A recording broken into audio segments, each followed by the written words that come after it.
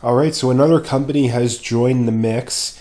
Semler Scientific announces Bitcoin treasury strategy. So again, Michael Saylor announced, or he didn't announce it, but he links to it here. And again, this is another example of it's not the first, but it's one of the first companies that is doing this. We have, obviously, MicroStrategy is by far the largest company doing this, or at least not the largest in company size, but the degree that they're doing it to. You have Tesla that has a percentage. You have Square. There's probably some that I'm missing, but you have Semler Scientific now. Now, again, they're a small company. They're only maybe a $200 million market cap or something like that. So not a big company by any means. But again, this is still another example. And again, this is why one of the reasons I'm bullish, one of the many reasons I'm bullish, is that this is the trend is obvious when it comes to this, that companies that buy in are not getting out. I mean, you look at MicroStrategy, they've kept doubling down. You look at Tesla, they've simply held pat.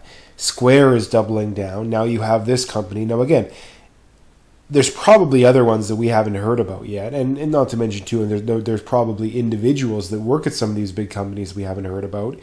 And again, people say, okay, well, just because companies are doubling down doesn't necessarily prove the point. But again, when you look at a MicroStrategy, I mean, they were holding through the entire last bear market. Tesla was, I believe, as well, and Square, I believe, was as well too. So when you had the last bear market, I mean, when you had that bear market, and again, they just simply held pat. In fact, MicroStrategy was buying every single dip. You have El Salvador. Again, the list goes on. We're still very early here. We're very early. And the reason we're still very early is that very few people are still talking about it. Like I've said time and time again, we will stop being able to say that we are early when it's a normal thing for companies, specifically large companies, publicly traded large companies, we'll know that we're not early anymore when it's a normalized thing that these companies do, most of them do, without even thinking about it. Whether it's, a percentage or a certain amount of the profits allocated to Bitcoin. Once that's normalized to where most companies, if not all companies, that probably never happens, but most companies simply allocate a percentage without even thinking about it. When pension funds simply allocate a percentage without even thinking about it. When that becomes normalized, then we will be, okay, we're no longer early. But because of the power of the halvings, because of the power of, government money printing, the demand is still, it's not going to go away.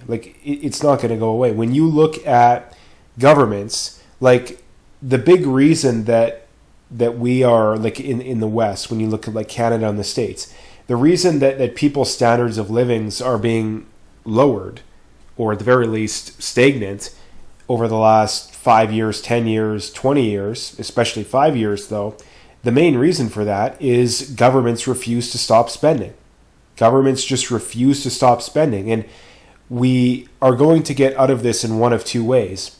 Either the government and the people voluntarily stop the spending, or things get so bad and so ugly that they don't have another choice. And I think it's going to be the latter. Because, and the reason for that is quite obvious. I mean, look what happened in 2020 and 21. If that wasn't enough to wake people up, then I don't know what's going to have to happen. I mean, it's going to have to get pretty bad. And again, this could take a long time. There's a lot of doomers, for lack of a better way of putting it, that all they talk about is how the market's going to crash tomorrow. We're going to have another Great Depression, blah, blah, blah, blah, blah. And a lot of these guys, they've been saying the same thing for 10, 15, 20 years. And they've been wrong throughout most of it. Or at the very least, okay, they predicted 2 of the last 10 crashes. Congratulations. I think that it'll be maintained longer than the people that are extremely worried about it think.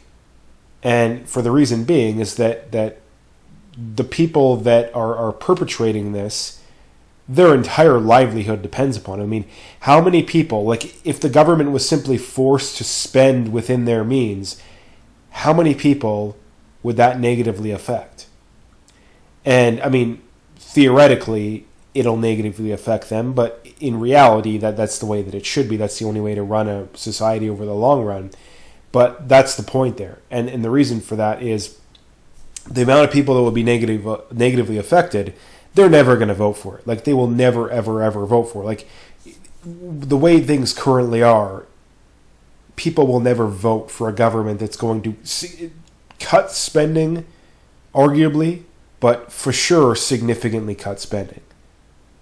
People are not going to vote for that. And like I said, if what happened in 2020 and 2021 wasn't enough to wake people up, then it's going to have to get pretty ugly before people ever vote for something sane. Now, again, we may never get there through voting. Like, that might not happen. It might just get so bad that things just completely collapse. But I feel like people will wake up before we get like a full-on collapse, like something worse than the Great Depression. I think that people will wake up then. But that's the thing. And again, to bring it full circle here, this is where Bitcoin comes in. Eventually, enough people are going to be at the point to where it's not be able to afford a house. Like, again, look at people in like their 20s and 30s.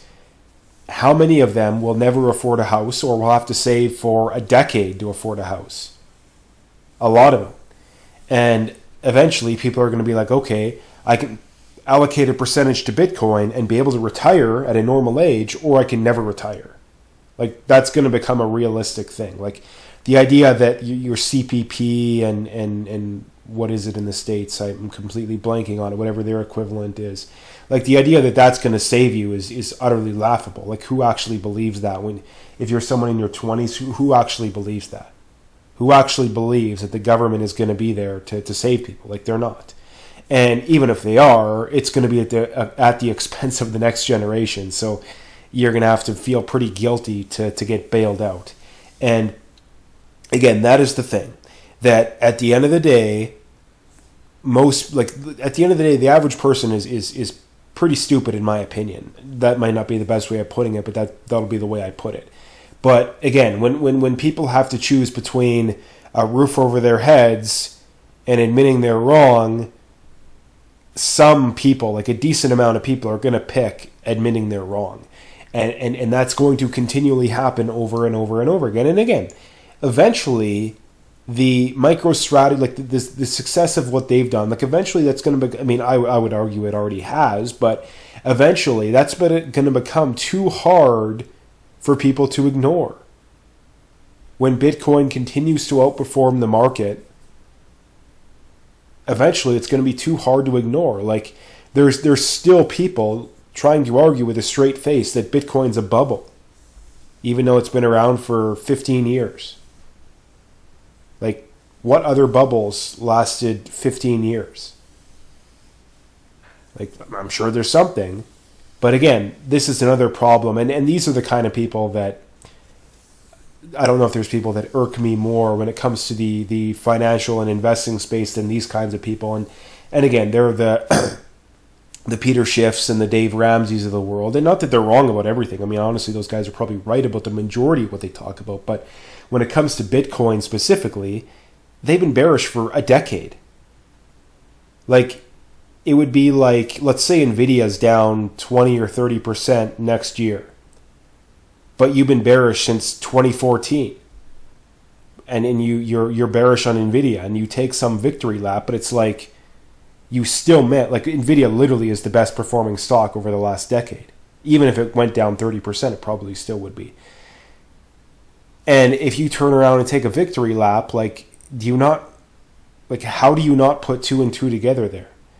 And it's the same thing with Bitcoin. Again, when we had the last bear market, all the bearish were taking their victory laps, and it's like, most of you have been bearish for a decade, if not more. I mean, Peter Schiff's been bearish since like 2012 or something like that, right?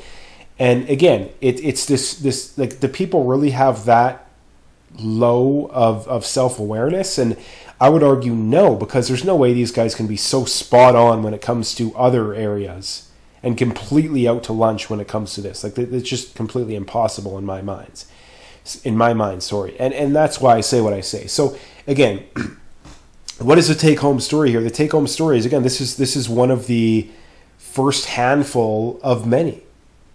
The trend is going to continue. Like, the trend is very obviously going to continue. And there's more than enough people. I mean, another good example here is that look at what the whales are doing. Like, look at what the Bitcoin whales are doing. They are overwhelmingly holding or buying.